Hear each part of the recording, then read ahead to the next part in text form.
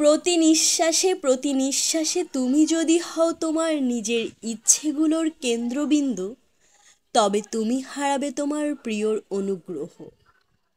কিন্তু প্রতি নিঃশ্বাসে যদি তুমি উপেক্ষা করে যাও তোমার নিজের সব চাহিদা, তবে ভালোবাসার পরমানন্দ শীঘ্রই হবে আবির্ভূত। প্রতি নিঃশ্বাসে তুমি যদি হও তোমার নিজের সব ভাবনার কেন্দ্রবিন্দু, শরতের বিষণ্ণতা এসে তোমায় করবে ভারাক্রান্ত। কিন্তু প্রতি নিঃশ্বাসে যদি শীতের প্রকৃতির মতো তুমি করো তোমায় পুরোপুরি প্রকাশিত, ভেতর থেকে তখন জেগে উঠবে বসন্তের আনন্দ। তোমার সব অধৈর্যতা আসে ধৈর্যের অর্জন করা চাপ থেকে। সেই প্রচেষ্টা ছেড়ে দাও, আর তখনই আসবে প্রশান্তি। তোমার সমস্ত অপূর্ণ বাসনাগুলো হলো তোমার লোভের ফলশ্রুতি, সিদ্ধি লাভের জন্য।